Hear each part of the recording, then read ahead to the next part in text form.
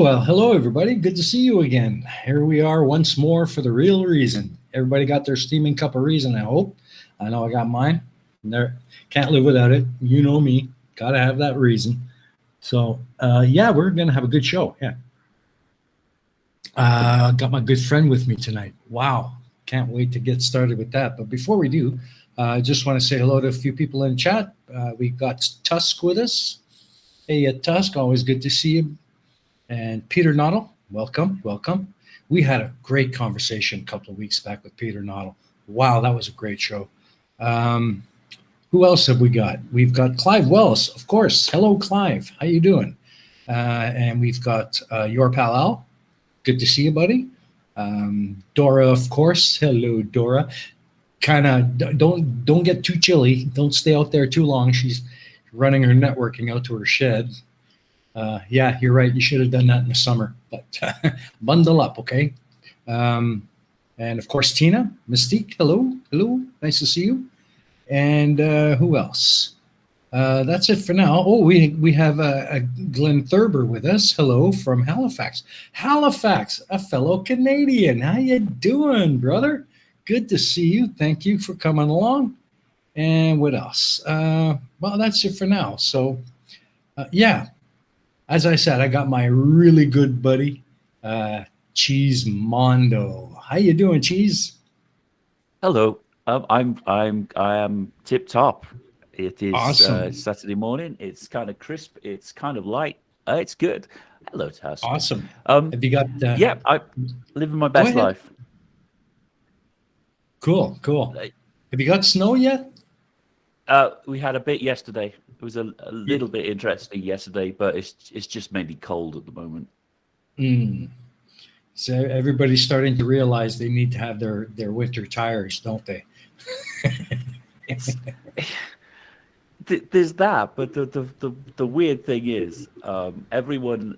Denver has had this record this year that it's been the longest period without snow into winter or something weird like that. So everyone's been patting themselves on the back. There's no snow. And then yesterday, I heard one of the local fire stations put out a report saying they're expecting big bushfires next year because there's been no snow this year. So you kind of win on one hand, and then you lose in about 6 months. Everything's going to be on fire. So there we go. It swings and roundabouts. Yeah, typical catch-22, eh? Screwed if you do, screwed if you don't. Yeah. Wow. Hey, Sir Little Wolf is here. Hello. How you doing, sir? Yeah, so well, the last time you were on here, we had a pretty good talk, and I'm hoping we can kind of continue with that today. For those of you who don't recall, Cheesemondo is also better known as Saint Mondo of Cheese, and we are working on a project that you all might be familiar with, the Church of the Holy Hairy One. Any progress reports on that there, Cheese?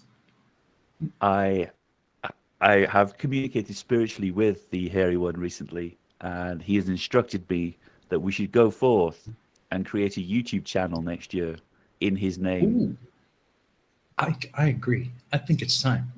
I think we should start recruiting some representatives, shall we say? What do you think? He's tired of hiding. He wants to get his name out there, and we should all be living our best hairy life. Awesome. That's going to be really cool. I'll show you some project stuff later for how things are coming along with the organization. Things are moving along. Are the updates on the churches? Yeah. We've got some updates on the church coming. Just hold off on those a little bit, and just want to kind of talk about what our plans might be and such. And but I'm sure we'll probably do a really special show when we finally get it going. Have a little bit of fun with that. So. I'm not sure fun is the right word. This is serious business. This is true.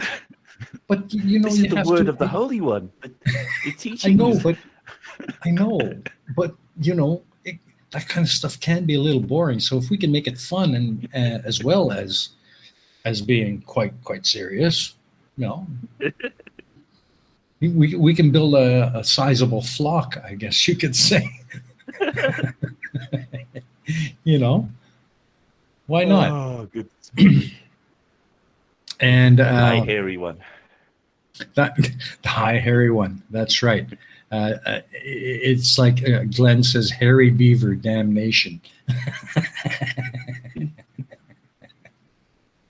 I don't think that's the hairy one we're looking for, but hey, well, there you go. Ron Jerome? No. How many of you out there are unaware of the Holy Hairy One? Does anybody out there? Ooh. Yes, Dora. If you wish to become an acolyte, you must stop shaving. That would be sacrilege. That would be. It's a no. You would no longer be a hairy one. Just go with the seasons as his hairiness instructs. That's right. That's right. You know, when it's hot, let it be light, and when it's cold, you know the rest. So, Satan is a red beaver. Really? I would have to agree. Chris Durham is here. Hello, Chris. Good to see you. Nice to see you. He says he can't recruit me. I'm making breakfast. Hello, everyone. Listening, but not in the chat. Okay, well, thanks for letting us know in the chat. Wait, what are we having for breakfast? Yeah, what are you having for breakfast? What is for breakfast? What's yeah, I'd like to know. What's for breakfast? Because if we're into kind of pancakes and bacon territory, then sign me up. But if it's I agree. It's going to be I like agree, biscuits and 100%. gravy. Hard pass. Gotta have those pancakes and bacon. Oh, wow. You bet. Sir Little Wolf is unaware. Would you like to fill them in? Sir Little Wolf. His hairiness is going to be very disappointed. Yeah, he will be. He will. So some time ago, out in the wilderness, his hairiness, Bigfoot, did appear before me and instructed me to go forth and spread his word. He is unhappy with all of the religions that exist currently on Earth. They are all wrong in his mind, and he's instructed me that I need to make the world a better place. And that's about it. That's as far as we are. There are some churches. There are some churches being built. We intend to have some kind of ministry running next year, but we will be spreading the hairy word of Bigfoot. Absolutely. It's going to be something that is very, very, it's going to get very big, you know, like Bigfoot. And we will be ordaining a few people. Isn't that right, Cheese? I don't think Tusk is. Hopefully, Tusk isn't addressing me. You're a silly person. I suspect a teller of tall tales. I don't know what you're implying, Tusk. But you might be right. You might be. You just might be. Anyways, I'm trying to find our introduction. Shall I play that for them? I think just for Sir Little Wolf alone. I think just for Sir Little Wolf alone, we should definitely. And Tusk, because I don't think Tusk is taking this very seriously at all. Really? Yeah, well, I don't think Tusk is going to be a believer. You don't think he's going to be a believer? Really? Well, I'm trying to get this. Not Bigfoot appears before him and instructs him to touch his bush, I don't think he's going to believe it. Well, I'm going to see if this will play. This is the first time I've actually used studio mode in OBS, so hopefully this works.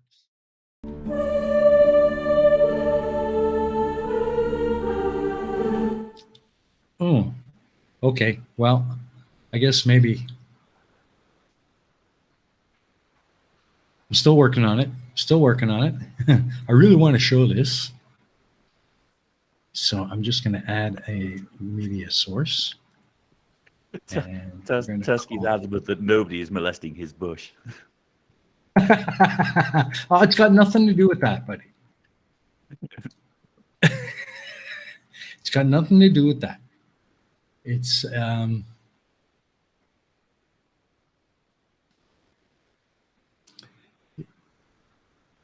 Studio mode can be a bit of a struggle sometimes. yeah, it is a bit of a struggle. I'm trying to get it to Especially actually if you're load trying to this modify your video. set when you're live. It's never a good time to be doing it. It's the best way to break OBS.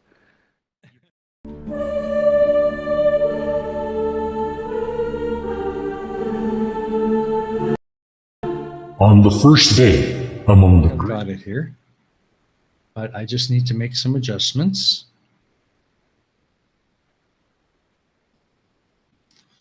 And In the meantime, yes, what is and this is more for the side chat. What was Pain and Progress about this week?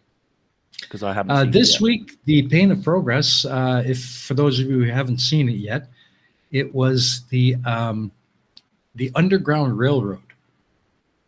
Ooh. Yeah, it was one of my favorite ones, actually. And yeah, no, I can't get this to work, guys. I can't get the audio, so we'll just have to run it the next time. We'll save it for a yeah, we'll save it for a special. a hairier show.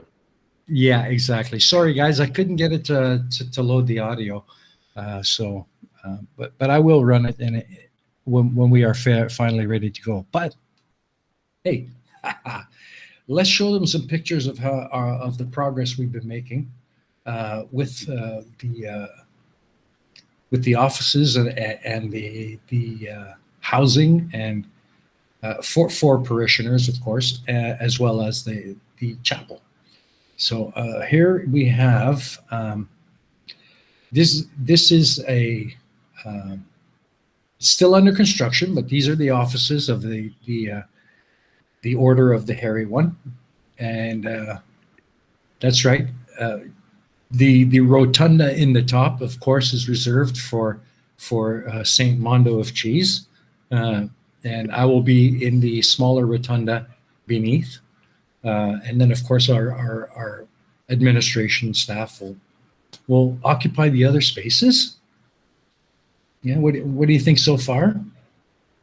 I am impressed. It was as His Hairiness instructed. Yeah, well, with all that's going on these days, it's hard to keep workers on the job like full time. But I think they've made pretty good progress. Now this next one, like that. Yeah, this next one is going to be interim housing for parishioners. It's well underway. They're almost finished the exterior, and they're now working on the interior and furnishing. So yeah, we're making good progress there. And they have also recently begun construction on the chapel, which is coming along really well. We're only looking at the outer shell at the moment. Still a lot to be done on the inside, but I think we're making good progress. Don't you think? I will take these images to His Hairiness for his approval, but I'm sure he's going to love them. Yeah. I think we're well on our way to becoming a very successful flock or parish, I guess you could say.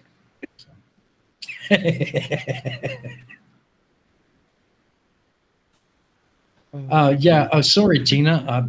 I could not get any audio. Did the audio come through for you? because I couldn't get it. I couldn't get it at all.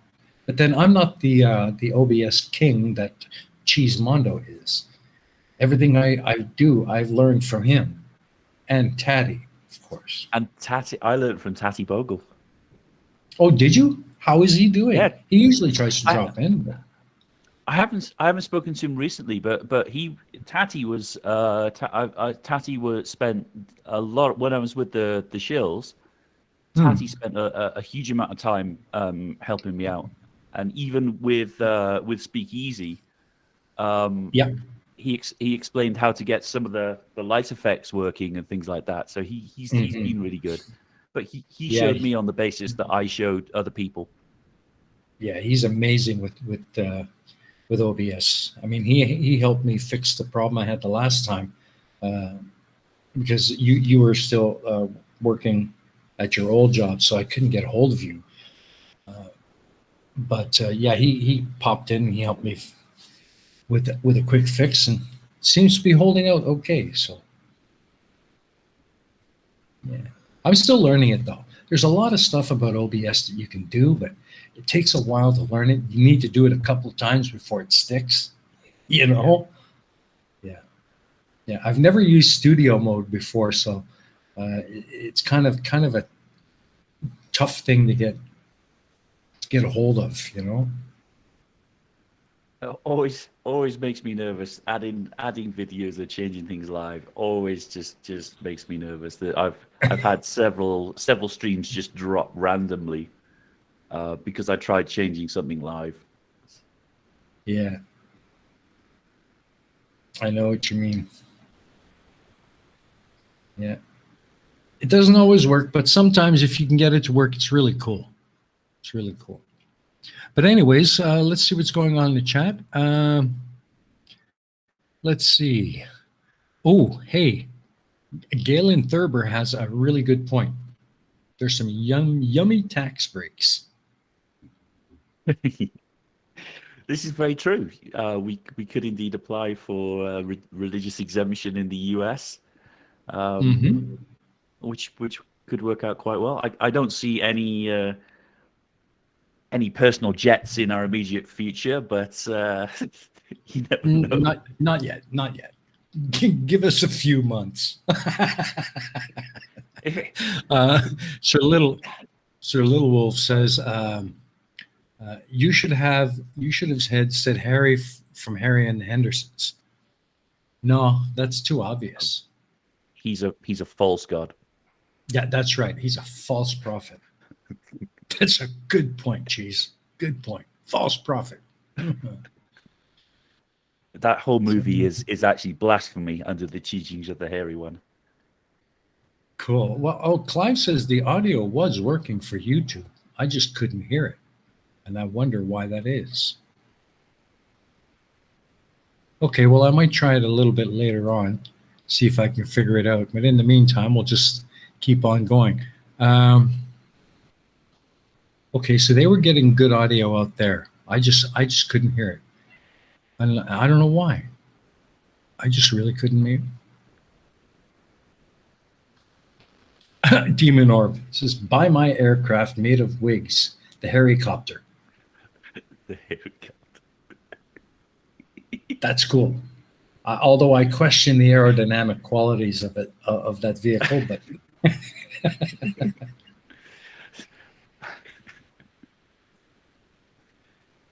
all right, go ahead, Sir Little Wolf. Have your pup nap. That's darn early in the AM. Thank you for being awake this early in the AM to be here. I appreciate that. I really do. Go enjoy your nap there, buddy.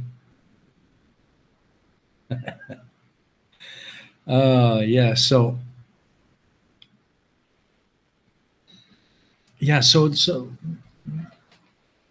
we're gonna have to do a couple of things, I think. First of all, we need to get that status so that we can ordain others.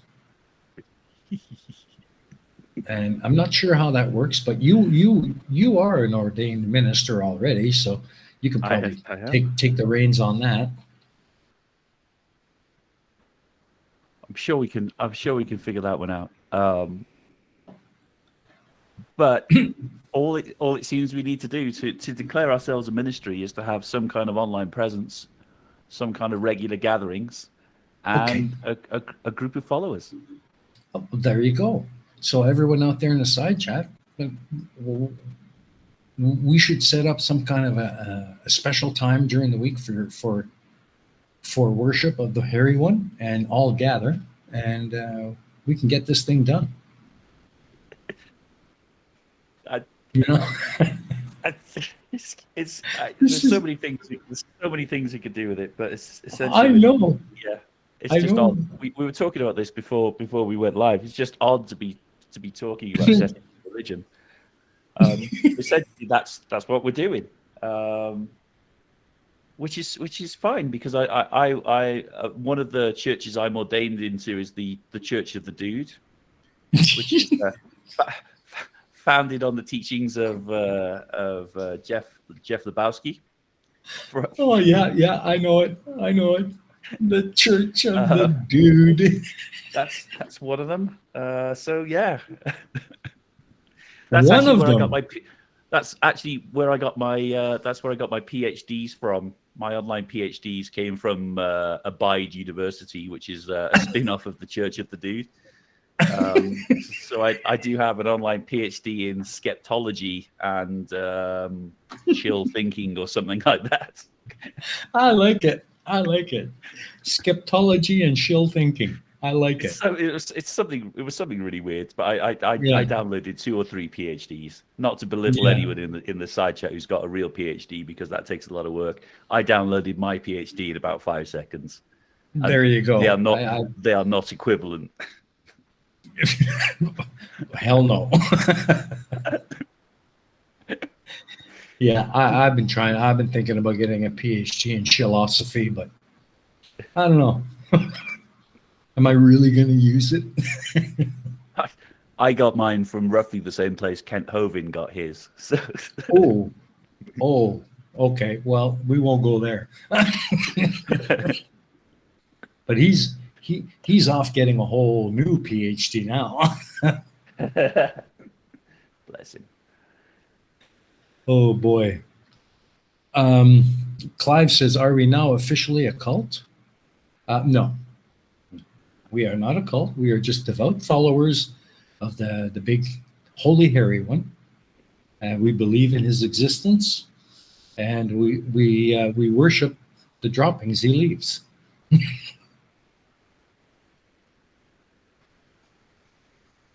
Oh my goodness! Absolutely. Oh, goodness. Although you don't want to know where the water comes from for a baptism. Yeah, just don't drink it. I suppose it's not quite a cult, is it? It's not quite. Is it? I'll look at the definition of a cult later. It might be a cult, but hey, it's a good one. It's a good one. Yeah, it's not the kind where we're going to ask you. We're not going to ask you to drink lemonade. Yeah. Yeah, if it is a cult, it's a good one. Thank you, Little Wolf. I appreciate that. No, we are. Excuse me. I've had a rough throat all week because for some reason the kids in my classes this week have just been heathens, and oh god, it's been a rough one. Mm. So, prison hoe dickhead. Well, you heard it here first, folks. Yeah. So we are a cult. No, we're not a cult. We're not a cult. That's exactly what a cult would say. We are not a cult. Yeah, well, I have to keep up appearances. Oh, well. Yeah. If beans come out of the back of the end of a cat, the water probably comes out from the underside of an elephant or something. I say nothing.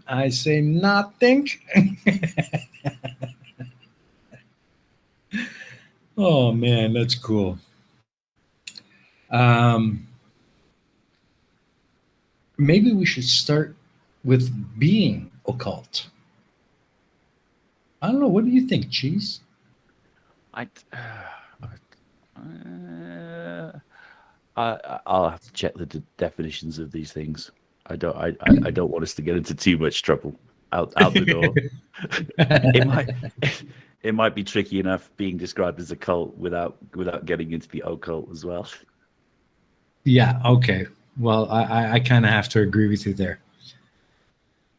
Okay. Okay, Clive Wells has just pasted the definition of cult into the side chat. Oh, okay. Well, let's have a look at that. Cult, noun, 1. Followers of an exclusive system of religious beliefs and practices. Example, followers of the Hairy Church. Well, I guess we're a cult. I don't think we're exclusive, though. Well, no, we're not exclusive. We'll take anybody. There's no special ritual to get in. No, you don't even have to believe. No, you don't. Just grow one and you're good. Yeah. You know? That might be a little bit more difficult for the ladies, though. But that's okay. We'll give them a special exemption.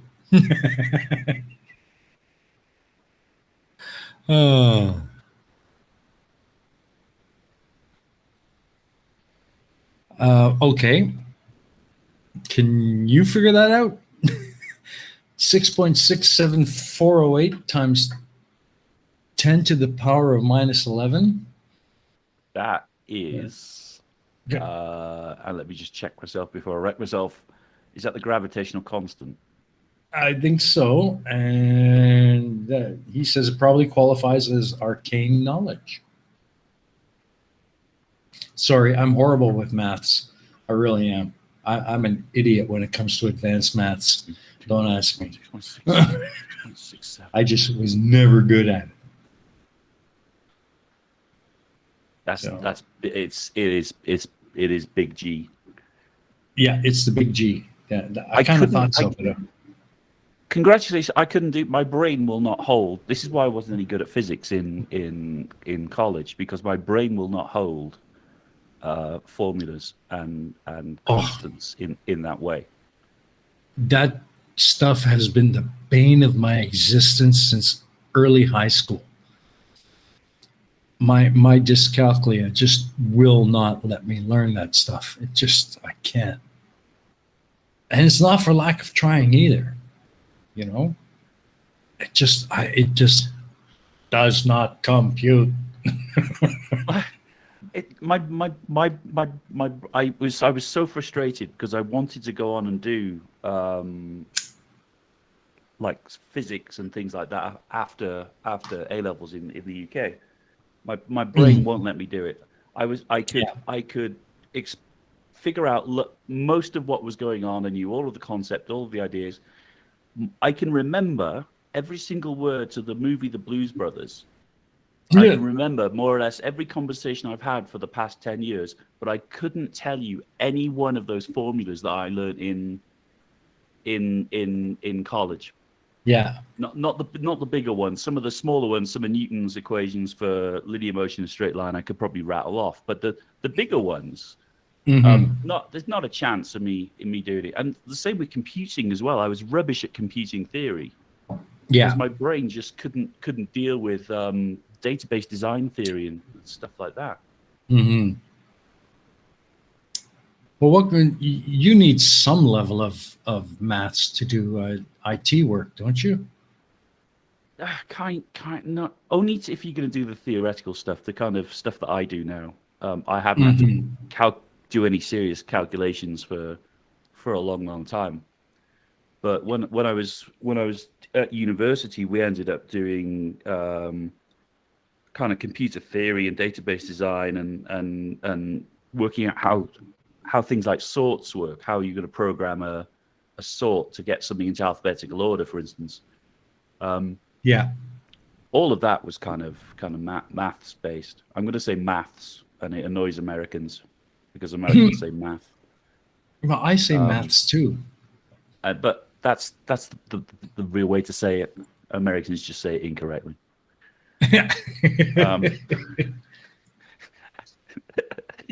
But yeah, that my brain won't hold that kind of information. But I can remember, you know, the exact plot and lines of probably most movies I've ever seen. And really stupid things, really stupid things, like where this, you know, if I've got little bits of screws and things around the house, I can tell you exactly where the right screw is for a piece of furniture in the house. I couldn't do physics. I couldn't go any further forward, and I was so annoyed with myself that I couldn't go further with physics. But I was bad. I was pretty bad. I couldn't do it. I just couldn't. And it's too bad because I found most of physics really interesting, and if I could just get my head around the maths, I probably would have been pretty good at it. But my dyscalculia, that was like the barrier that just stopped everything. Oh, the plot hole's having pancakes with Santa. Ah, hello, Johnny. Good to see you, my friend. At least that's what they started to call me. Drive by. Having pancakes with Santa. At least that's what they're starting to call me. Well, you enjoy those pancakes there, Johnny. Have a good one.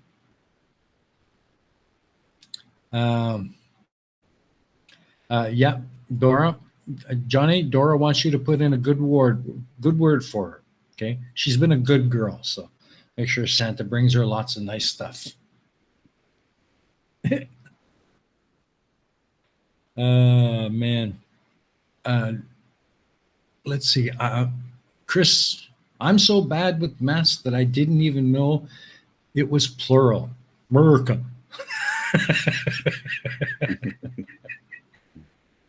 Oh, I guess you're not alone. Oh man. So how's things going with your new job, Cheese? You've been there a couple of weeks now, huh? I'm into, where are we now? I'm into my third week. I'm enjoying it. It's not, for anyone who doesn't know, I was out of work for over a year, or the best part of a year. And then I couldn't get a job because I was going through an immigration process, so I didn't have a permit to work. And because of COVID, I should have got the permit to work in January of this year. And that didn't actually turn up until like late September, October. So I was kind of 9-10 months out and couldn't get a job. And then I couldn't get a job early last year from sort of September to December because I still didn't have a permit to work. And I was actually tied to the company I used to work for as well. So I couldn't do anything till December. I was expecting to get a work permit in January. I didn't get one until September, October. So I've just started my new job. It's good fun. It's good fun. They're lovely people. The only issue I've got is I was expecting a 9-to-5 job, and it turned into a kind of 5:30 a.m. to later, to like maybe 8 p.m. some days.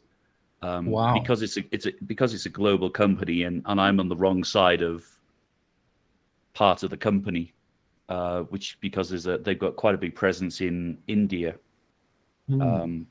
which is about a similar time difference to me and you. So yeah, it's about 12, 13, 14 hours, something like that. So just as I'm getting out of bed, they're all winding up their days. Yeah, I think there's something like 2.5 hours behind me. So that makes it quite difficult, and to some extent it relies on goodwill, because then the Indian side of the company works late, their days, and I get up early, so we do manage to talk and things. But it's really good. They're a really lovely company to work for. We had this this kind of town hall meeting yesterday, where the entire company gets on a Zoom call, and they kind of give you the yearly figures and stuff like that.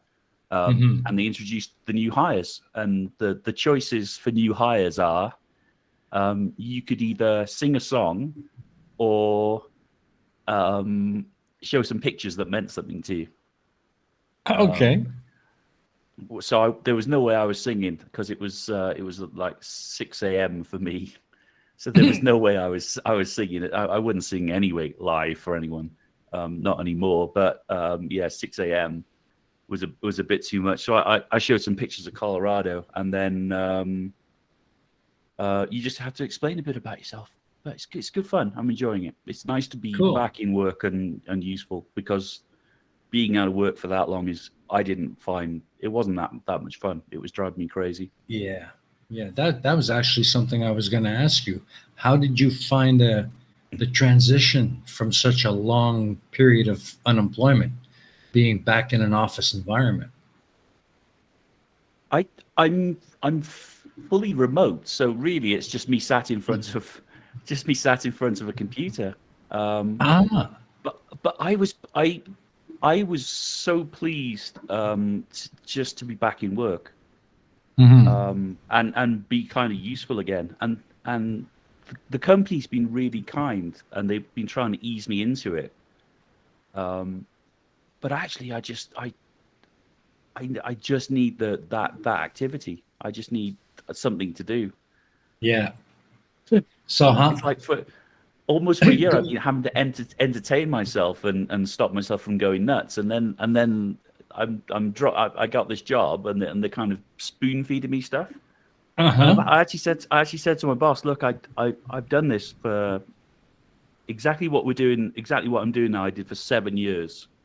I said, you're not going to break me. Just throw it at me, and I'll tell you when it's enough. They're trying to be a little bit too gentle with you. Yeah.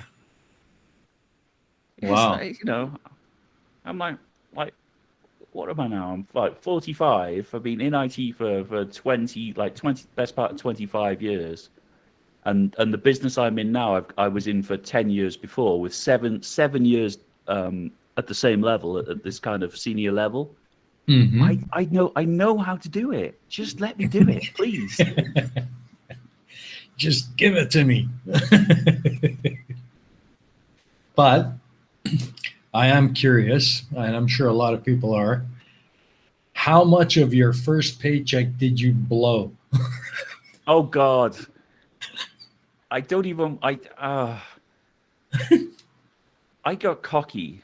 I got really cocky with it. And it dropped in, and I paid off. I had some overdraft I needed to pay, and credit cards I needed to chip away at. So I did all of that, and then went out with a list of stuff, and ordered a new phone, and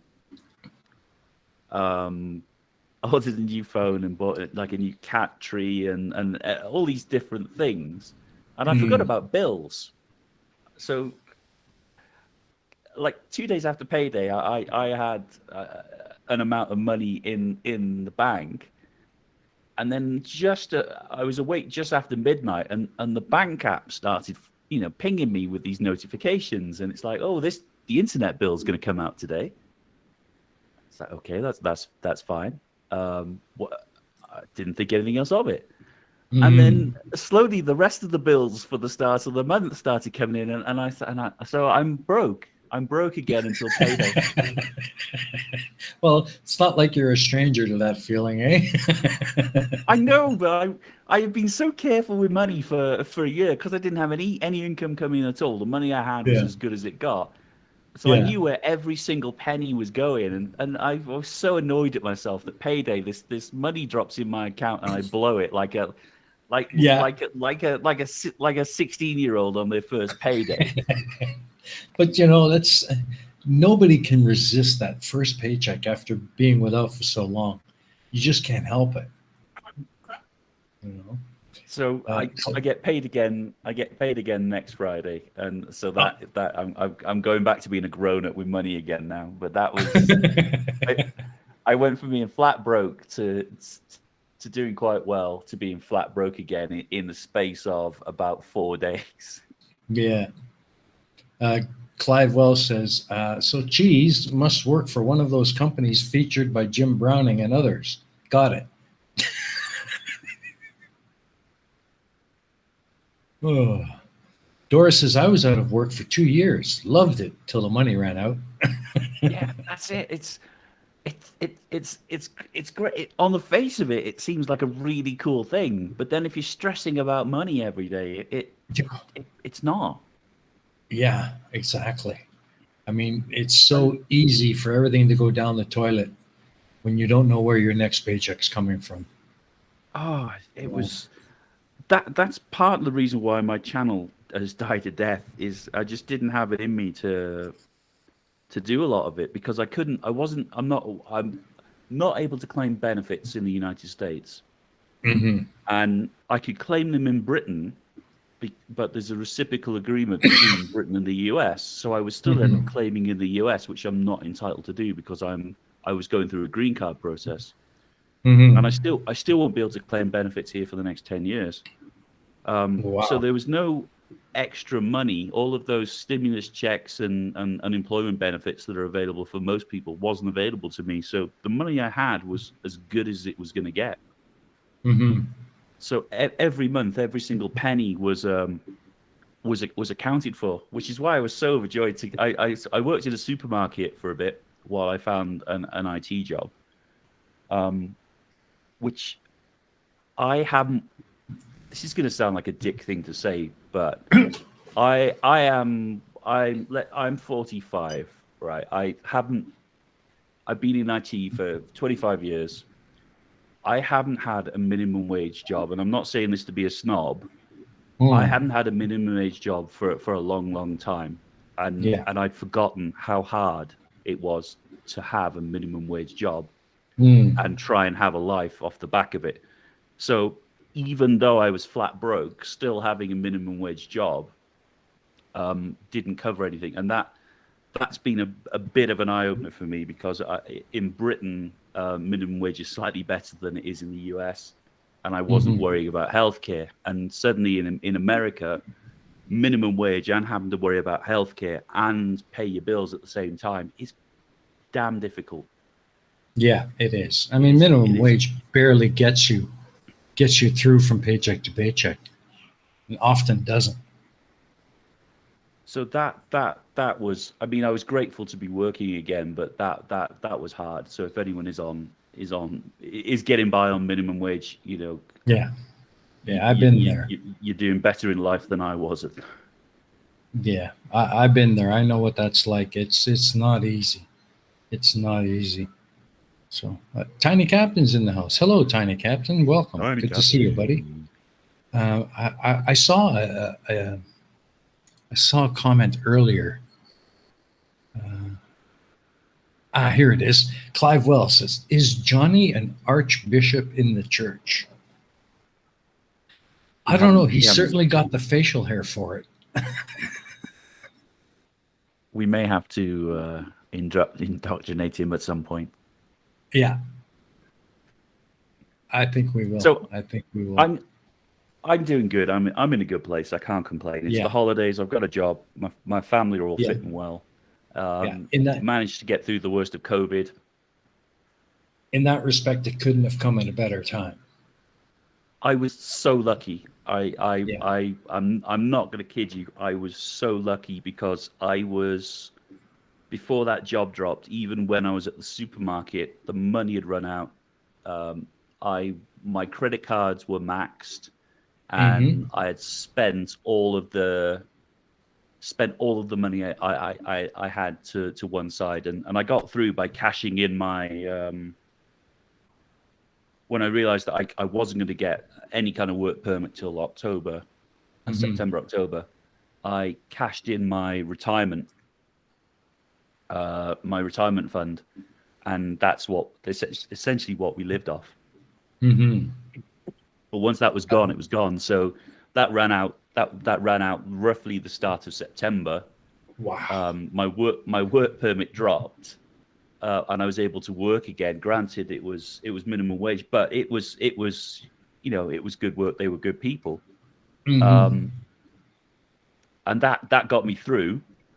And then out of nowhere, a recruitment agency called me up and said, "We see you're available. Do you want to come and talk to this company?" And it was a company I was aware of. They were funny enough, they were a competitor of the company I used to work for. Mhm. And it just came at the right time. I'm not Perfect. not a huge believer in luck and things like that, but that was really lucky. Yeah, absolutely. Wow, man, you really, really lucked out.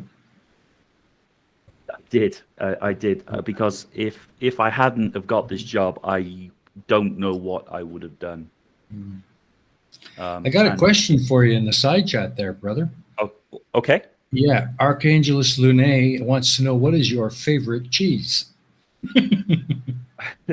Now, weirdly, I'm allergic to milk, Oh but God. so I don't eat a lot of cheese because it just doesn't do me any good. But when I am eating cheese, I like a really strong, mature, like 18-month plus cheddar, Ooh, that sounds delicious. like Mm. turn your face inside out type cheddar. Mm. Doris says the hairy one takes care of his flock. So Funnily enough, it was about that time I found the teachings of the hairy one. there you go. There you go. You see, it's prophecy. It's prophecy, I God. tell you. Can you imagine spinning? See, if Kenneth Copeland can get away, with spinning it this way, then why can't I? The hairy one came Absolutely. into my life, and good fortune followed. Absolutely. And good fortune can come into your life too. And all you have to do is send us your credit card details right now. We'll even send you a Don't type credit polyester card prayer numbers into the handkerchief. side chat. Yeah. And the more you Clyde send, Wallace says, excellent choice. Yeah. it's the right thing to do. A good strong cheddar. It's good. You can do so much with it.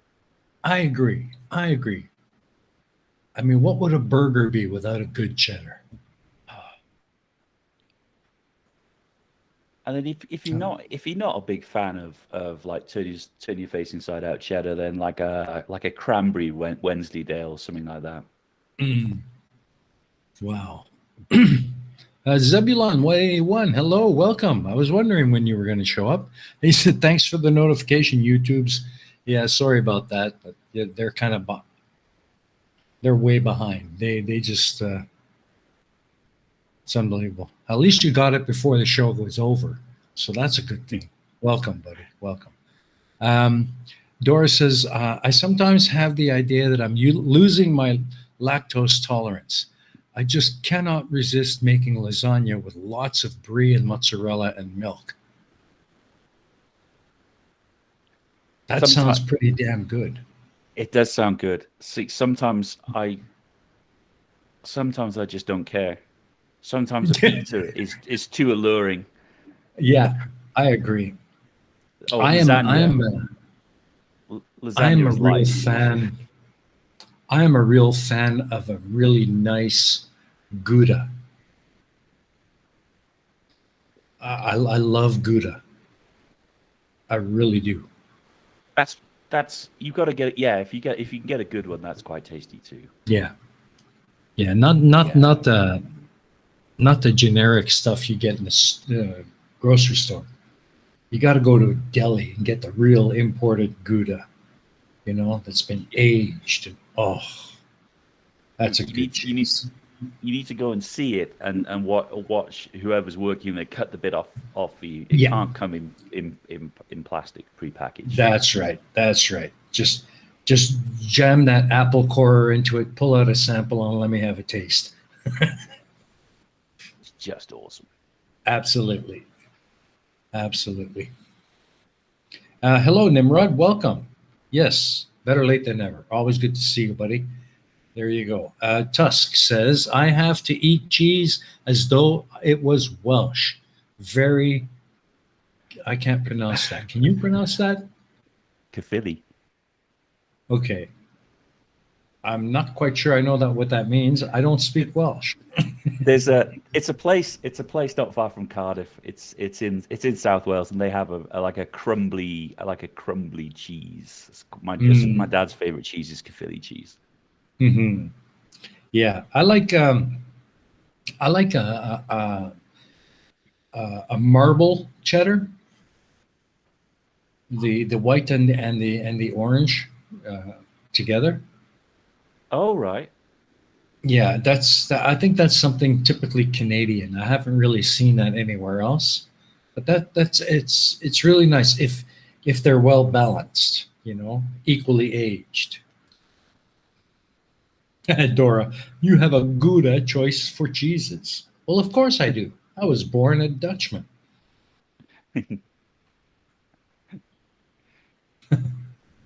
Um, Sable Eagle says, you should get to know your Gouda. Support it as it goes through school. Congratulate it as it graduates from university, and then eat it. I agree.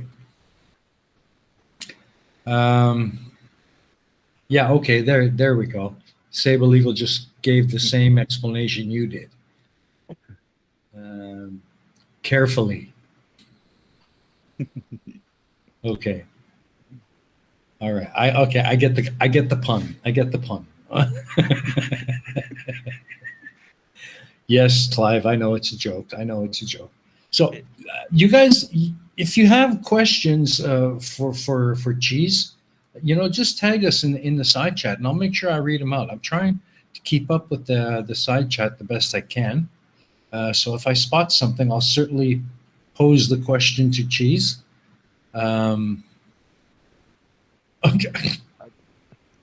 Tusk. It appears that my joke was on a frequency so high that they couldn't hear it. Okay, Tusk.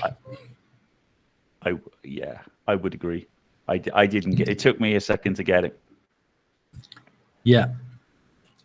We admit our shortcomings in the area of catching Welsh jokes. In my defense, it's not even 8 a.m. yet.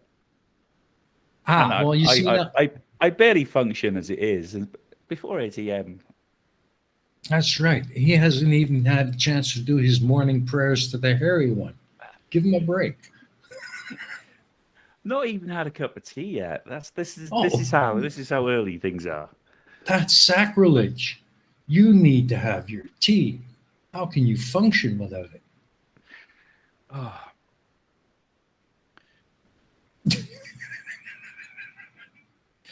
All right. So yeah, we got a lot of work ahead of us there, Cheese. We got to start getting things together. Can I tell everyone what I did yesterday? Oh, please, by all means, go for it. So yesterday, I'm not big into art, but yesterday, in Denver, they had an immersive Van Gogh experience, which was really cool.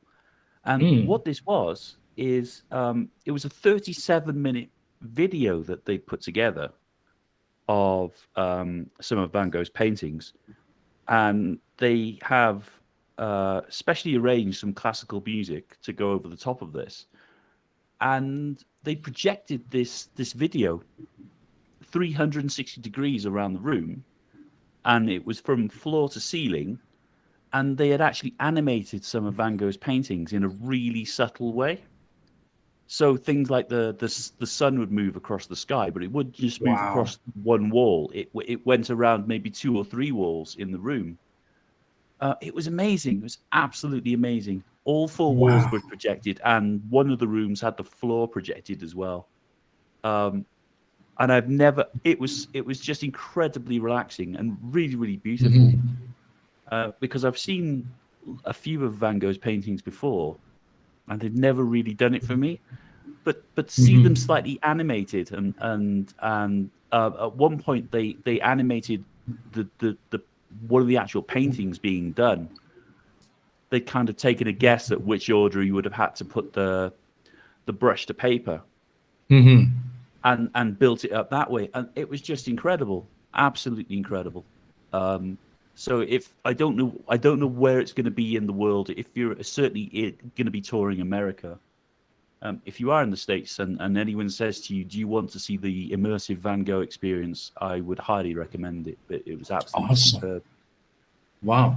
I hope they do a world tour, man. I want to see that. That sounds really, really incredible. How long does it run? It's here until it's here for another 2 or 3 weeks, but it's that popular. It's like sold out every day. Wow. And how long does it take you to go through the exhibit? You really just walk into one of the rooms. It's a giant room, and they've got kind of mirrors and kind of mirror like freeform shapes around the room, and you find yourself somewhere comfortable and just watch it. So Wow. they don't have. There's a couple of benches you can sit on, but the general idea is you kind of stand there, and then you're free to kind of wander around in between the rooms, or just turn around and look at all the different walls. They don't kind of force you to do anything. They let you do what you want. So you can just kind of linger. Yeah. What was really sweet is there was a group of children with obvious special needs, and I suspect it was things like autism and things like that. They had the ear protectors on so they didn't get overstimulated. And there was one girl who was living her best life, and I really wanted to be her for that 37 minutes. Because she just put her arms out and floated around the room like some kind of almost like a bird or a fairy, and she was dancing to the music and running up and touching the walls, and it was great. It was and you wouldn't get that in any other art exhibit. It would be frowned on. You would have to stand in silence. But the way they did it just opened it up to everyone, and there were people just sat around and looking at it and discussing the art. And then there was this girl who was like my hero of the day, just floating around the room, like a I don't know, like a dandelion, whatever it is. I wanted to be her. It was great. She was doing a bit of ballet at one point. She was spinning around. She was flying around the room. It was great. Wow. That sounds really, really interesting. Doris says she's within 10 kilometers from many sceneries Van Gogh makes paintings of. Oh, that would be amazing. To actually visit the places. Wow. That would be a very amazing place to live. Let's see. Do we have any other comments? Clive Wells. Everyone says American chocolate is worse than their cheese as they process it with a chemical that tastes like vomit. Utilic acid. I don't like American chocolate. To be honest with you, I'm not that fond of it myself.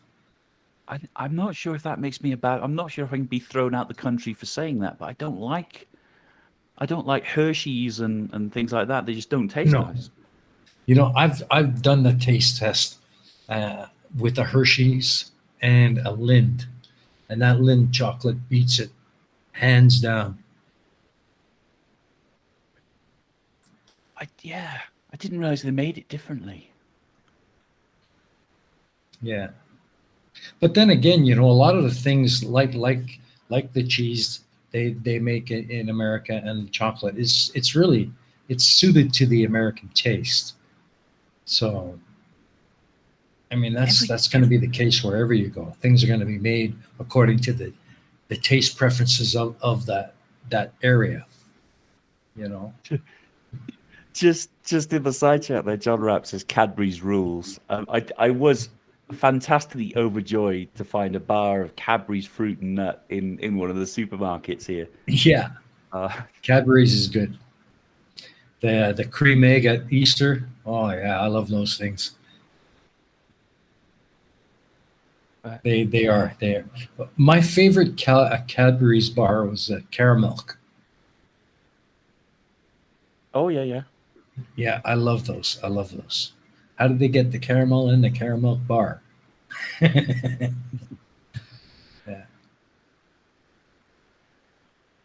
Sabalito says, soothing to the American taste means not at all stimulating to the taste buds. Anywhere else on earth? Well, let's see. Tuss says, the first time I had a Hershey, I was so disappointed. It tastes like nothing at all. Same as the Wonka bars. It's odd because Americans put sugar in everything, but they're chocolate. I guess it would depend. If you want chocolate that really tastes like nothing, you got to try the stuff they make here in Vietnam. It's like just chewing on a bar of wax with some cocoa powder in it and a couple of tablespoons of sugar. That's it. It's very waxy kind of chocolate. Not good at all. Not good at all.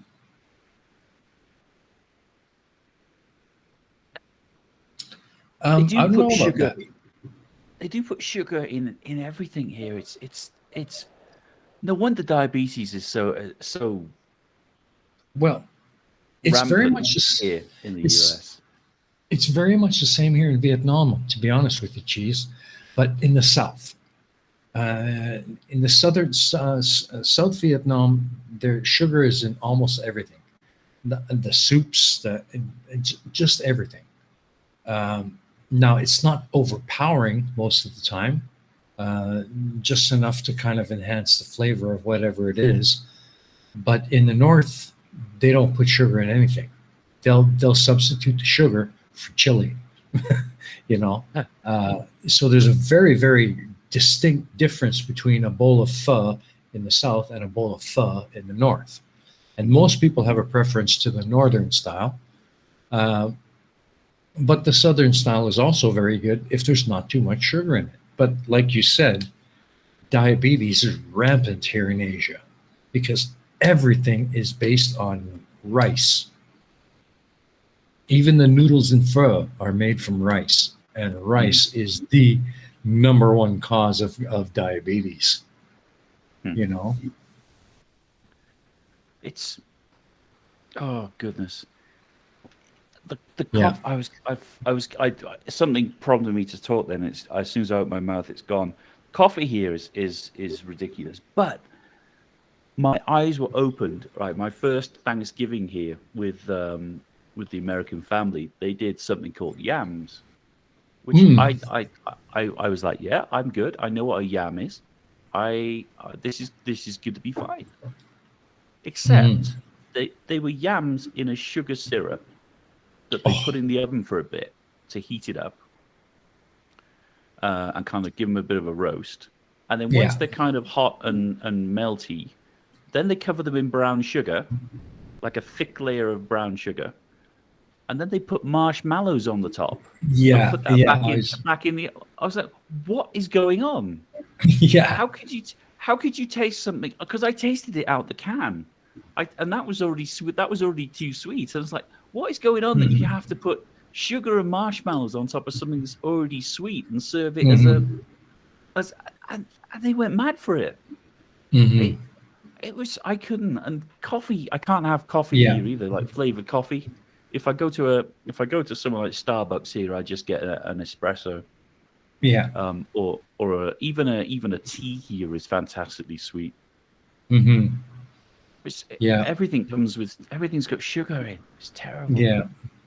And being a diabetic myself, I have to be really careful, you know, because sometimes the sugar content is just way too much.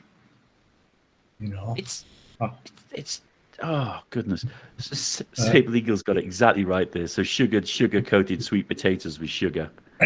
Yeah. Tusk says he saw a recipe for potato salad that had sugar in it. That's just wrong. But Everything's Tusk, got sugar in there. yeah. But Tusk, I'll tell you, you want a good idea? My lady makes this potato salad for me that is just to die for. Uh, all she does is boil potatoes, but not so much that they're really soft, so they still have a little bit of bite to them. And then she cubes them into these really small cubes, and then she'll do the same with an apple and mix them together with mayonnaise and some spices. And oh, it's unbelievably good. And just serve it cold. It's fantastic. I'll see if I can get some details on how she makes that, and I'll send it to you. Sable Eagle. Climate probably prevents them stocking Cadbury's. And yeah, that's true. I mean, doesn't really stop them, but for some reason they just don't get a hold of it here. I've seen Hershey's here everywhere. Lindt chocolate from I think Belgium, but I have not seen Cadbury's here. Occasionally I'll see a Cadbury bar somewhere, but usually in very high price deli. Yeah. Tuss says, I don't put sugar in my pho. Maybe palm sugar in the nasi goreng paste. That's it. Yeah, I agree, Tusk. I agree. I much prefer the northern style, which has got a lot more body and some spice. You know, I agree. How about you? Have you ever had pho, cheese? I I've had an approximation of it. I suspect it's not too authentic, but there are a few places around around Colorado Springs that do it. It is quite it is quite tasty. Yeah, it's wonderful. It really is wonderful. It's probably my favorite thing in Vietnam. When I first came here, I ate pho like it was going out of style. I don't eat it as much as I used to, but I do enjoy an occasional bowl here and there. Yeah, Tusk, definitely. I'll send you that for sure.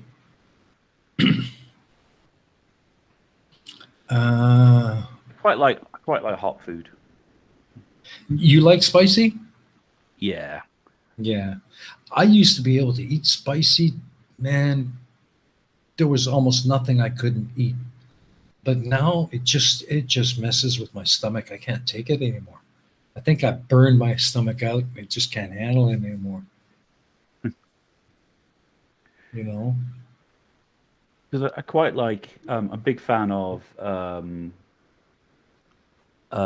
like curries from India and things like that.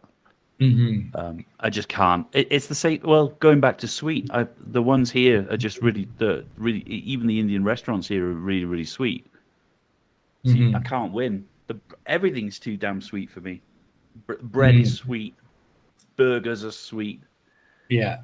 It's horrible. Well, you didn't grow up with that in the UK, you know? So No. when you went to the States, you weren't prepared for that change of culinary style, you know?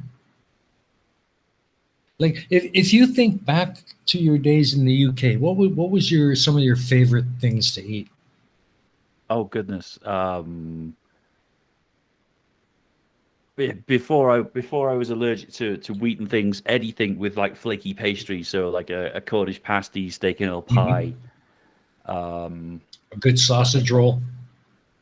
Yeah, sausage roll, or and then some of the kind of comfort foods would be like corned beef hash, or my favorite go to was always like my mum's or my grand's beef stew. And she'd make suet dumplings and put that in. But yeah, but beef, she'd make it one day, and we'd have it kind of fresh with a bit of mash and bread and butter. And then she'd leave it on the stove overnight, and we'd have it again the following day. And the following day was when you really wanted it because it was always better. Yeah. So we'd do the same thing again then the following day, except we'd have she'd do chips or something else with it, some variation on. So it wasn't always exactly the same. But that beef stew is amazing. But no sugar in that at all. Yeah. And that's why you have such an aversion to it now. Yeah. All right, John Rapp, thanks for coming out. I really appreciate it. Have yourself a good night, and we'll see you around next time. Yeah, see you, John Rapp. Good night, John Rapp. Husky's doing okay, so cheese. Yes. Peter Noddle asks, yes, pineapple pizza, or he states pineapple pizza. This is just a statement of fact. I think there's absolute. Go ahead. I was going to say I think if you do it correctly, it's not a bad thing. But you've got to do it in the right way. You can't just open a tin of pineapple and put it on a pizza and go for it. No. If you put some effort into it. If you kind of roast it first and it's kind of caramelizey, and then you put that on with something like some kind of spicy toppings, if I do it, there's a pizza place down the road that does like a roast pineapple with pepperoni and then a hot sauce, and spicy meats, to kind of that's kind of nice. I can't do like a ham and pineapple because they're usually just gross. That's just too pedestrian. It's got to be like a pineapple with the pepperoni, some chorizo, a good spicy pasta sauce or pizza sauce rather. Absolutely. It can make it taste quite nice, but I just don't. If you order a pineapple pizza here, it's going to be like fake ham. Pineapple out of a tin that's been in sugar for 6 months, and it's all just really gross. And I can see why people really hate it, because if somebody put that in front of me, I would be like, no, we're not doing this. This is kind of gross. Well, Tusk seems to think that the only thing that can make pizza even worse than it already is putting pineapple on it.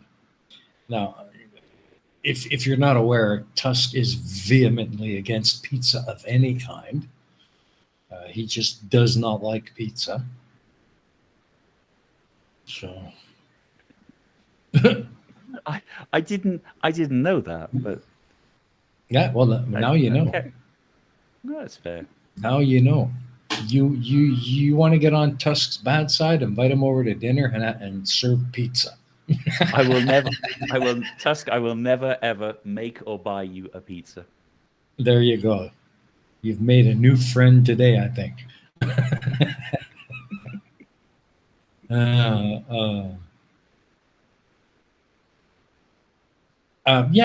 Sable Eagle's got the right idea.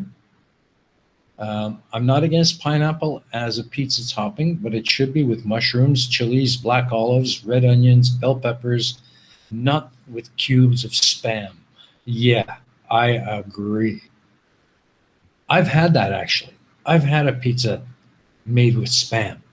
That was the most disgusting thing I've ever seen in my life. God. If you're going to eat Spam, eat it the way it was meant to be, out of desperation, with a spoon out of the can. Some people go for it, don't they? There's a whole Spam cookbook you can buy, but they I know. Fry it and stuff. I know. Forget it, man. You can't. Yeah, I can't be doing it. If somebody's gonna put pineapple on a pizza, there's at least got to be some effort put into it. You can't just open a tin and slap it on the pizza, run it through the pizza cooker, and then it be slightly tepid, like a chunky piece of sweet pineapple Yeah. slightly warm or next to your processed ham. Exactly. I mean, the cubes are kind of brown on the top, but still stone cold in the middle. It's gross. It shouldn't be Oh allowed. God. Oh man, that's awful. Oh man. Oh God, Clive, really? Budgie pizza is worth a try at least once in your life. How many budgies is the appropriate How many? amount to put on a pizza?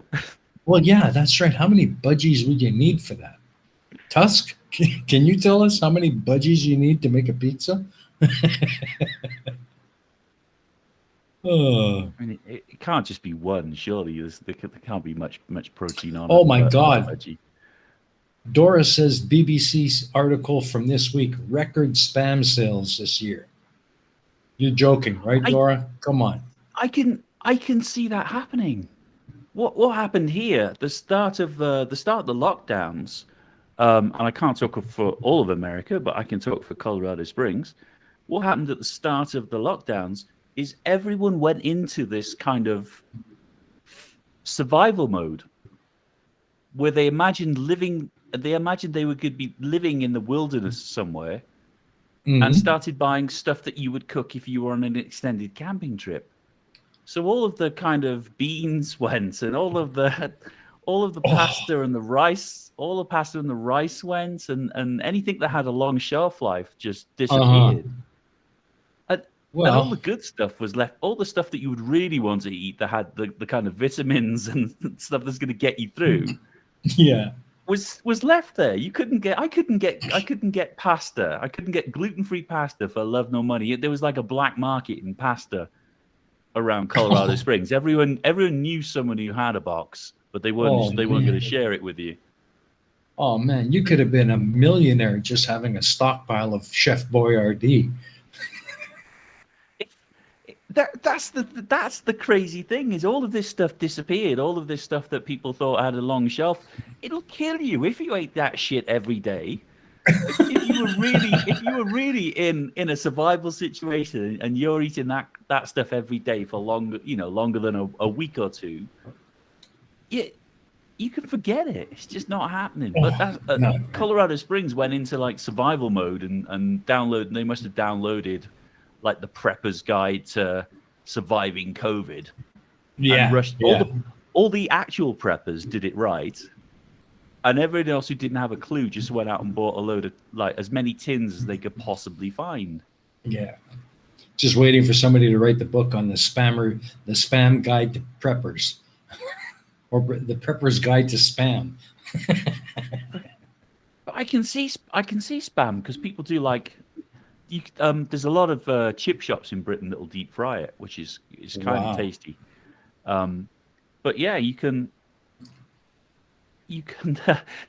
Just laughing at Tusk. He says the same people who bought all the tins bought all the toilet paper. One of those things is redundant.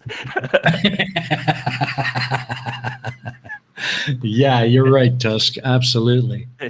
There are a lot of houses. I am fairly sure that come the summer next year, there are going to be a lot of houses on fire around Colorado Springs because they have stockpiled for like 30 or 40,000 toilet rolls in their house, and any spare space has been filled with toilet rolls. Oh man. Well, Dora's given us a link. Spam sales hit record high for the 7th year in a row. Oh my Lord. I think there's been a resurgence. They've tried to make it trendy. That's just scary. Really, I mean, that's scary. That many people are eating spam. I mean, once in a while when you're desperate, you got nothing left, or you just want something quick, a slice of spam on some toast, hit the spot, but it's not really what you want, Let's see.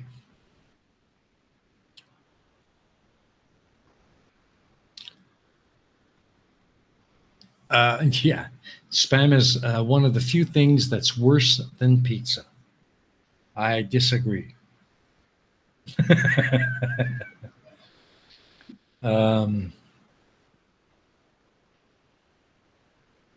blame it on spam a lot. I have pet spams. I don't eat the stuff. Is that like a pet rock? You Just paste little eyes on it, give it a name. in my head, Tusk's house is some kind of spam sanctuary. Oh, well, either that. Well, it's spam sanctuary, and it's a hall of horrors for Eddie's budgie. Have you not seen my spams? Like that could be that could. I mean have lots not of things. seen your spams, Tusk, and I don't think I care to. Is there an OnlyFans for this? They had a litter of spambinos. Oh, God. I'll send you the pic, he says. Can a full pallet of spam stop a bullet? That sounds like a science experiment for me. Hey, sure, okay. We'll try it. I don't think you're going to have much luck, but who knows? I'm going to Google that. I'm sure that someone else has played this game before. Well, spam is pretty dense.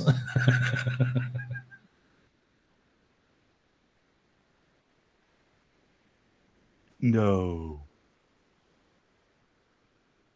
No what? There is a video on YouTube called "Can Spam Stop a Bullet?" You're kidding. I absolutely am not. This is.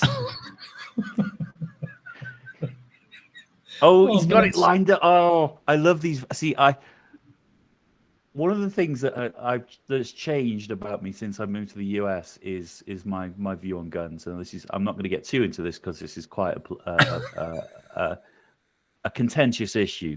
But I've gone from being completely against guns to being slightly interested in them. But YouTube has picked up on this, and now I get regularly recommended gun videos and things like that. So occasionally you see videos like, how many houses will a bullet shoot through? Yeah. And stuff like that. But this guy seems to have like 30 cans of spam lined up in a single line on a plank of wood. And I assume he's going to shoot them. Oh, that's going to be an ungodly mess. Oh. Okay, so spam can stop bullets. If you have enough of it, I would guess. Yeah. How many cans of spam is that? Let's have a little look. 2, 3, 4, 5, 6, 7. So if you encase your house in 7 cans of spam, 7 thicknesses of spam can, then your house will become bulletproof, I guess. Jeez. And you've always got a meal handy.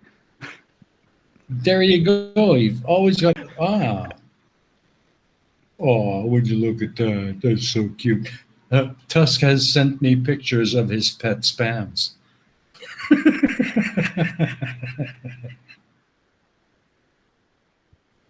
Oh. He calls them pet spams, I think, because he doesn't want to admit that he actually likes spam. Isn't that the case? Saber Legal there says, what is scary that in some parts of the US, how many houses will a bullet go through is actually a serious question. It absolutely is a serious question because they don't make houses out of brick here. They're all particle board. Pretty much, Some of the gun reviews I've looked at, they have mocked up houses as part of the test. And one of the guns I was looking at would shoot through 4 American houses, and the bullet would land in the 5th. So all of these people around me who have got firearms and think they're going to be shooting home intruders in kind of action hero style are probably going to end up killing several of their neighbors at the same time because bullets just don't stop. They go right the way through like 4 houses. Wow. Which is scary because that means that anyone discharging a firearm in their house, 4 houses in any direction, the bullet could very well end up in our house. Well, some of those guns are pretty powerful. I mean, Wow. That's not even the higher end of them. That's your average 9mm, which is kind of standard home defense these days. The bigger guns, the 45s, things like that, they'll go slightly further. Wow. What if the guy next door's got a 44 Magnum? Then it'll clear our house and probably 3 or 4 of the others, whichever way it goes. Oh man, that's a scary thought, you know. That really is a frightening thought. So there's a lot of people, particularly around here, because of the way they vote.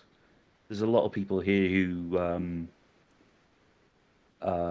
think that picture themselves as this kind of action hero, Bruce Willis type stuff, kicking down the bedroom door and blasting the bad guys because they're in your house. And there's a bit more to it than that, which is where I got the issue.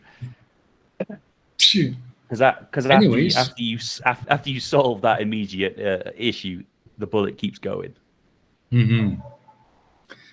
Okay, so for those of you who are interested, these are Tusk's pet spams.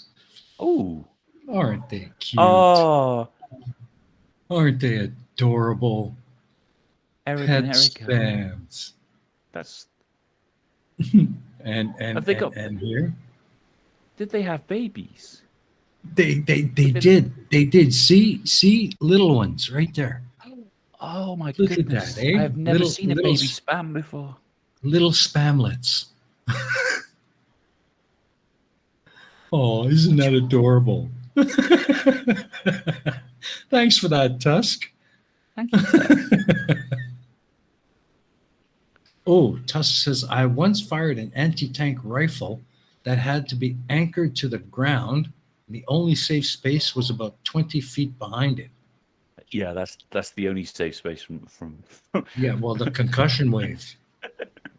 You know, I saw that when I was in the military. I served with the artillery regiment, and I saw a fresh-faced second lieutenant just out of officer school was posted to our unit, and that stupid son of a bitch, he stood right next to an M109 howitzer, and that thing blew him back like 10 feet, 10, 12 feet. It just lifted him right off the ground, the concussion wave, when they fired that thing off. Unbelievable.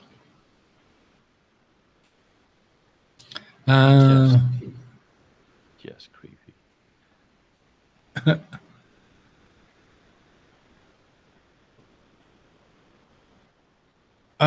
Sable Eagle says the lessons learned at the end usually start with shooting stuff is fun, or rifles are rifles and pistols are pistols.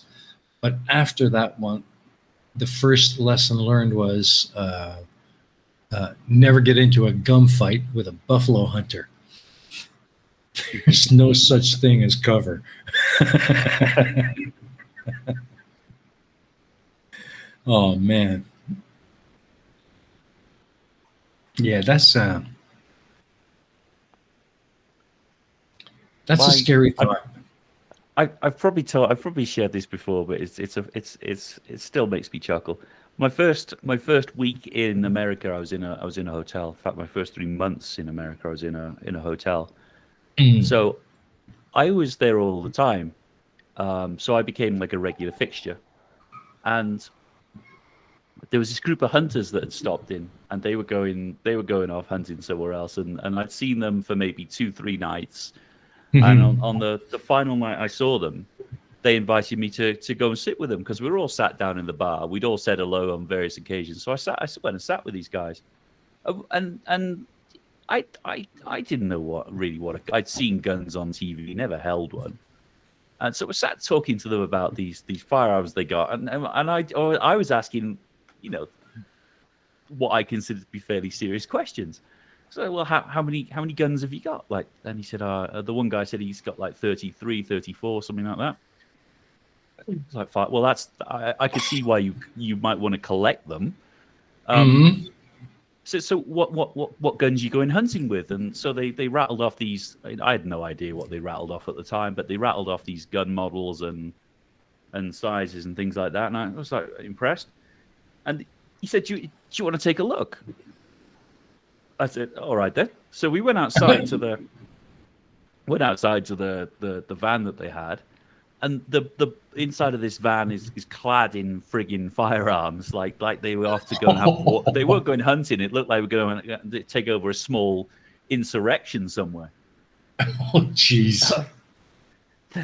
Enough ammunition to take out a small country, but he was particularly pleased because he had armor-piercing bullets. What? And I said, I was like, how many animals are wearing bulletproof vests? What are you hunting? And they took exception to that because they thought I was making light of the situation because I wasn't that. But it was a genuine question. How? What is going to shoot? What has got bulletproof vest on? What is out there that's got armor?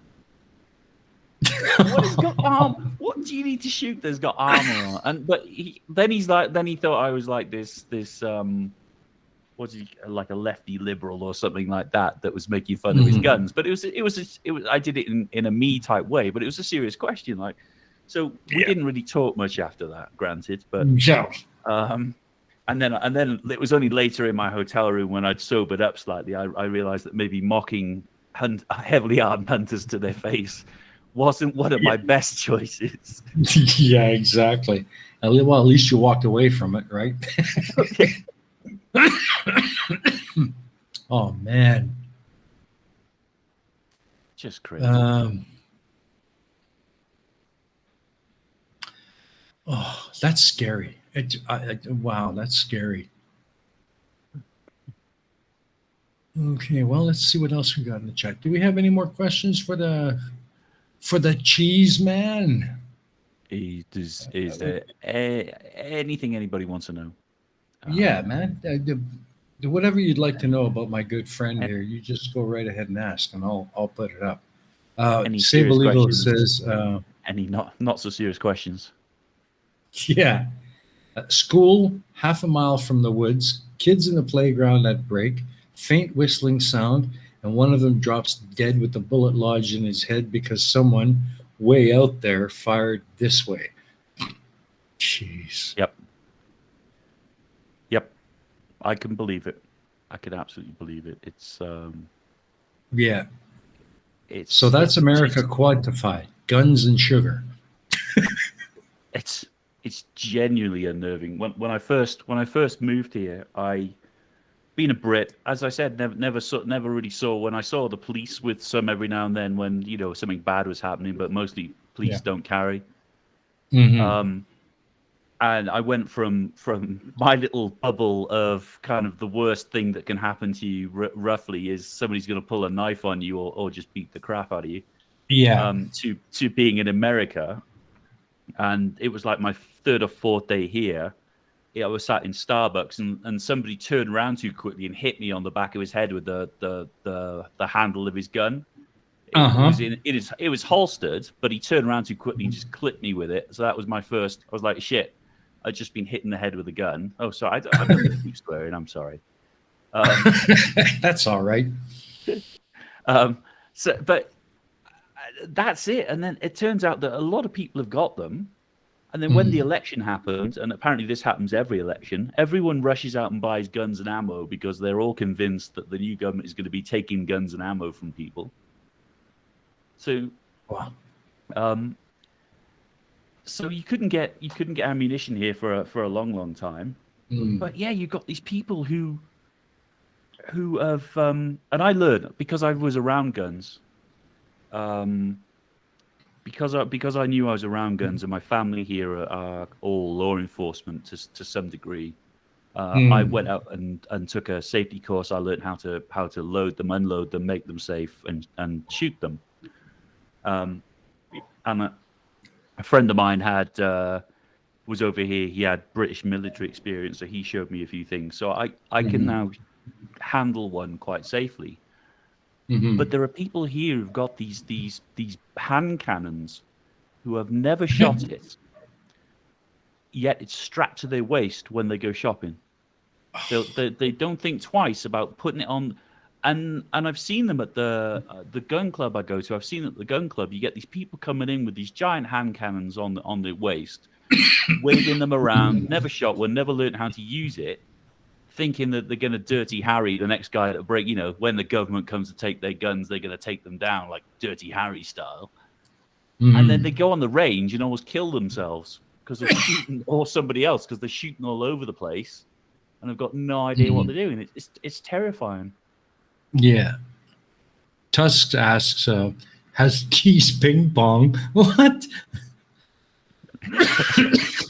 Has Cheese Ping Pong been, or has he been tempted to go to a range to fire some of those bigger caliber weapons?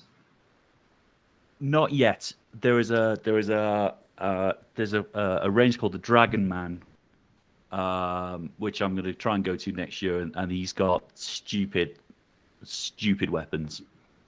Really? Yeah, really, really big caliber weapons. All kinds of machine guns and bigger. Some really, I think there's a 50 cal there. Wow. But it's like $12 a shot or something stupid like that. $12 a round. So I won't be doing too much of that. But yeah, I am tempted. It is. I would. It's not something I would do on a regular basis. But yeah, next year I am going to try and go to this range and do some stuff. There's also like a tank paintball somewhere here as well. I want to give a go. Yeah, that's actually a big tourist thing here. When you come to Vietnam, to Ho Chi Minh City, you can go to a place just outside the city called Cu Chi, and you can crawl through the tunnels that the North Vietnamese used during the war, and they have a firing range where you can fire all of the different weapons that were used during the war. Same thing, you buy your bullets, and that's what you've got to fire. So if you feel like crawling in the back of an army jeep with a 50 cal, you can. Yeah, that's. So, I'm not sure I do but the tunnels bit. That seems a bit too. All this talk about guns and stuff, it kind of makes you really respect British police, especially in London, because they are sent out into the streets, and London is not the safest place anymore. And all they've got with them is a damn billy club. Maybe pepper spray these days, but yeah, most Brit police don't carry. But you do get the kind of Met police do. They're usually heavily armed. Okay, all right. Because that to me, but not your average street bobby, no. No, that to me takes some balls, I tell you. When I was growing up, if you saw a policeman with a gun, there was something really bad happening, and they became more commonplace. They tend to put them around some of the government buildings. They've started there's armed police around them, especially after people try driving car bombs into them and things like that. So a lot of the government buildings are now protected, but your average regular policeman still isn't armed. Isn't armed, yeah. Holy macro, Tusk, you're kidding. He says there's a place in Eastern Europe where you can, for free, shoot a cow with an RPG. What? That seems excessive. That is more than excessive, man. That's like, well, who needs the abattoir? You got instant hamburger. I suppose you get the shooting experience of the barbecue afterwards. That's insane. You're pulling her leg, right? He's got to be pulling her leg. No, it sounds the sort of thing that you could do. Oh yeah, right. Hunting armadillo.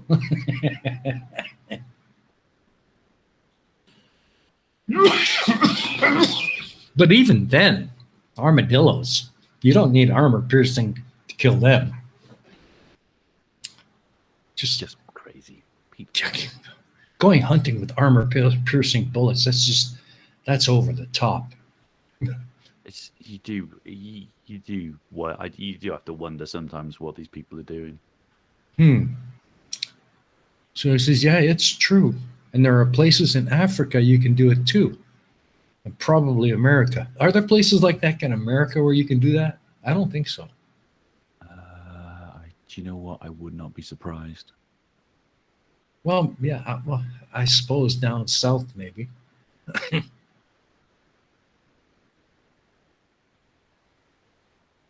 don't know.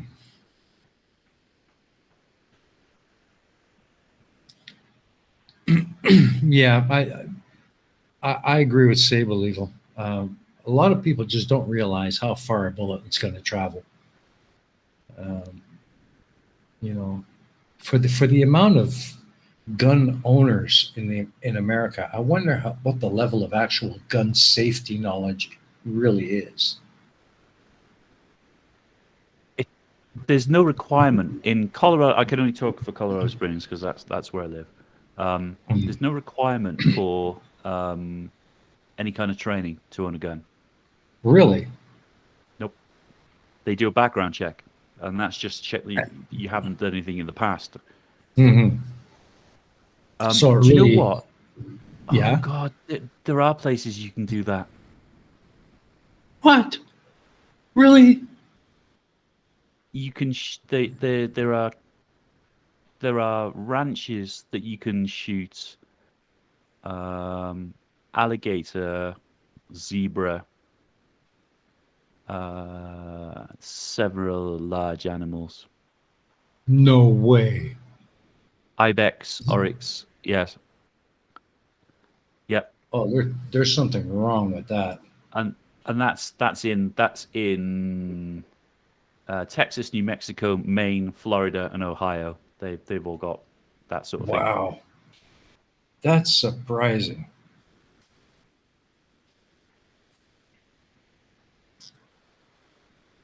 Turns out Dora's already got deadly weapons in her home by definition. Colorado Springs Police Department, a double-pointed crescent-shaped sword. Yeah, plot holes. I'm not There we sure. go. Yeah. Plot holes in Texas. Yep, they've got some weird hunting places in Texas. Yeah. That's amazing. I never knew that. I mean,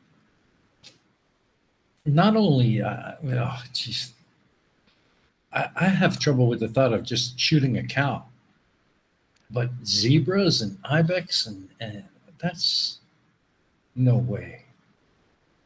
Is that Dora? Is that what the starred bit out is? Why would you star out Klingon? Like that was the worst part of that sentence. would be the Klingon bit. What? The steel double pointy crescent shaped sword is absolutely fine, but the fact that it's Klingon is the bit that you would cover. Yeah. But now I know it's Klingon. In my head, I know what that looks like. Yeah, the plot hole says they have exotic game hunting reserves. Yes. Well, you know, that's a first one on me. I never ever would have thought that such a thing existed in North America. I mean, I could believe it if you told me it was happening in like South Africa or something, but in America, Yeah, that surprises the hell out of me. That really, really does. Dora's reason for asterisking out Klingon was to hide the fact that they're a nerd. We're glossing over the fact that earlier on we talked about networking your shed. Mm-hmm. That's not nerdy. Batleth. That's the Klingon sword that Dora was talking about. Batleth. See, if you just said Batleth, I would have known exactly what it was. Yes, and that's awesome. But instead, in my head, I was trying to figure out what a steel double-pointed crescent-shaped sword was. Yeah, Clive Wells says gun culture in the U.S. is exceptionally unique. I'm starting to realize that. And then Tusk says, please ban Clive forever and ever. Well, yeah. Mm.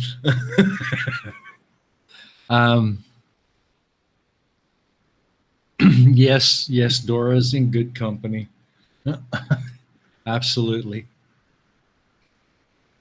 Well, oh, hey, while you're in the side chat there, John, um, has your new documentary dropped to the public yet on YouTube? I'd like to know.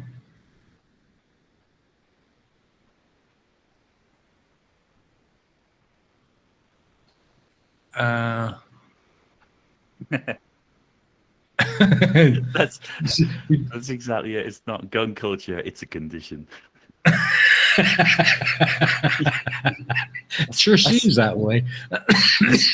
I think, as Robin Williams said, you have the right to bear arms or the right to arm bears, whatever the hell you want to do. Well, it seems to be both would be acceptable in America. Well, I just never could get my head around that, you know. Oh dear. I see. I before I moved here, I was dead against firearms. Didn't see the point in them. Didn't care. Didn't want to get to use them. Didn't want to know. And then they've kind of worn me down a bit to the point now where we've got 2 in the house. There's plans for a third and a fourth, and YouTube is usually recommending gun videos to me now. It doesn't recommend things like Flat Earth anymore. It's recommending gun videos. Well, I guess that's an upside of sorts. Has this happened to anyone else? Right, because we're all on YouTube, right, and we all watch this. We all watch stuff, consuming content. Out of nowhere, YouTube decided that I would be interested in beekeeping and hornet nest removal. What? Now, I have never seen a video on either before. I don't know how the algorithm decided that I would like these videos, but it started showing them to me. Yeah. And you know what? YouTube was right. I do like videos about beekeeping and hornet nest removal, which I really hate. I've been getting recommendations lately from channels that are not even English, like Russian or Indian or Filipino, German. That hasn't happened to me yet. But the plot holes just put demographics. Have I been profiled as being the right sort of person who would enjoy hornet nest removal? Because what does that say about me? Does that make me a bad person? Have I been judged and found wanting by YouTube? This is clearly a guy who's going to get off on seeing like 50,000 hornets being put to death. Oh my God! Wow. I feel attacked all of a sudden. Now you pointed that out. Tusk says, I love those videos. I want to get a small hive for my balcony garden, but they're really expensive. See, I don't think your neighbors would appreciate it. I mean, like, hornets don't really do anything but just attack you. It's like, do they even make honey?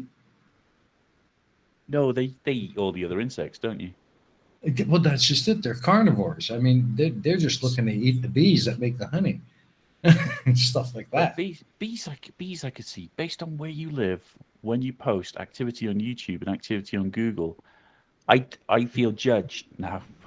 I didn't mind it so much when it was flat Earth and like conspiracy stuff, and the occasional hacking video, because that's all kind of stuff I'd actively gone out and looked for. But it's YouTube has judged me, and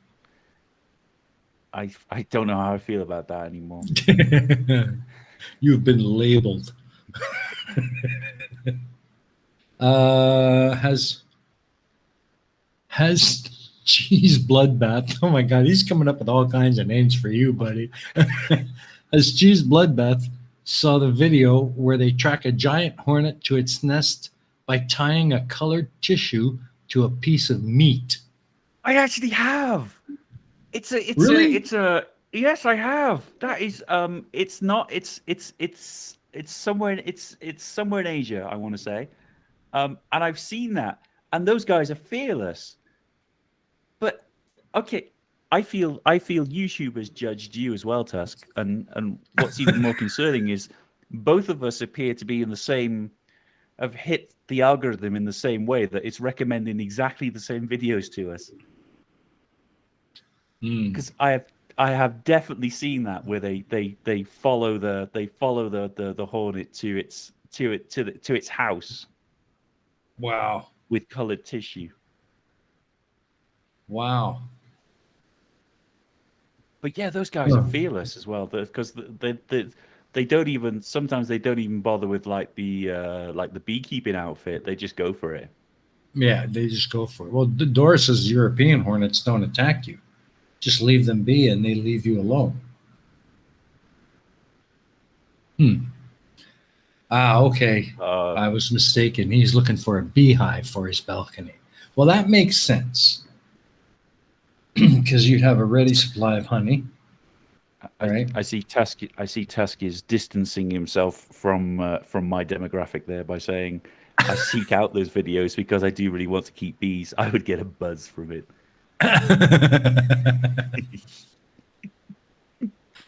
Oh man.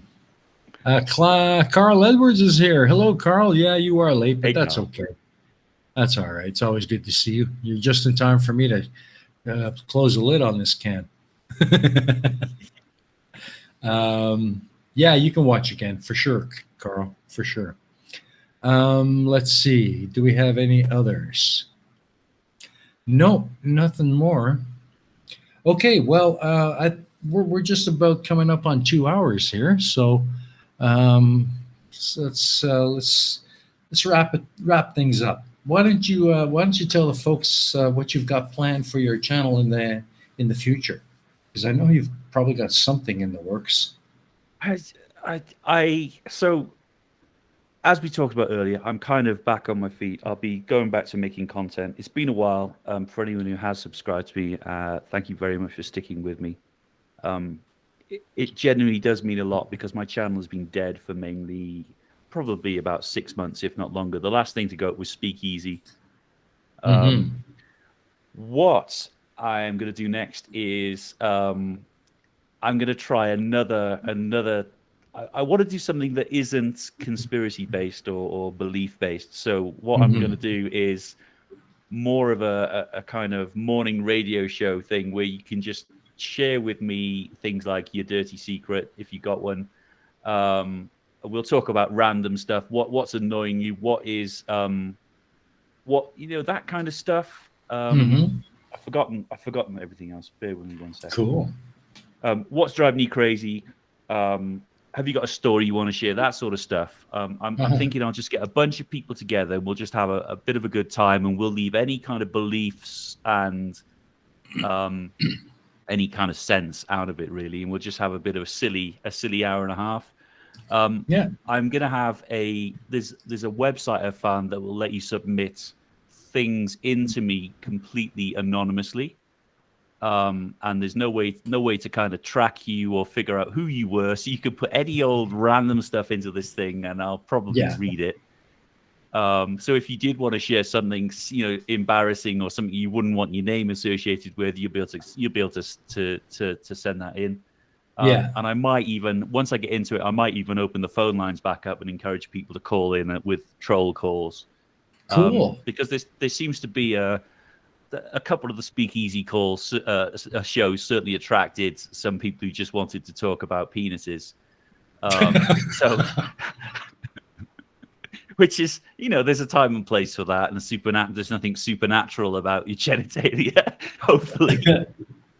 But I might open the phone lines back up, and we'll have that kind of silly conversation where you can tell me whatever rambling That's story awesome. you've got.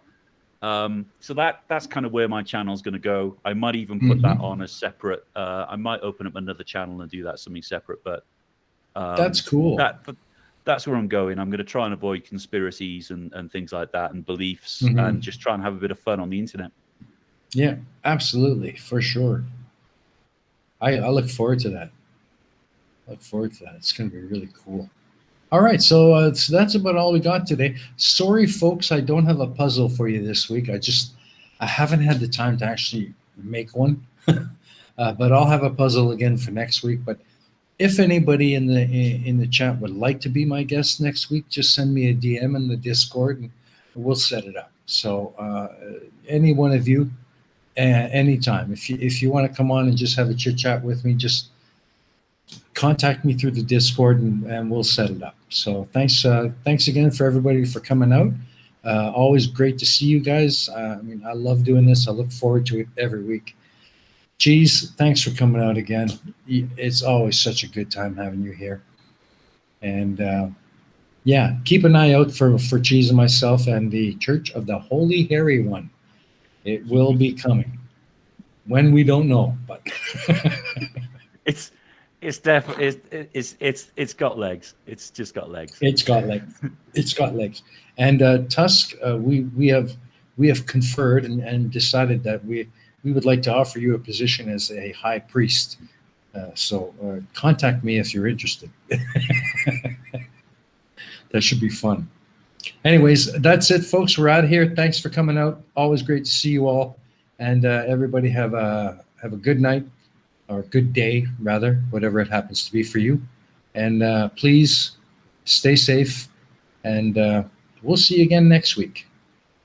Good night, everybody. Bye. See you, folks.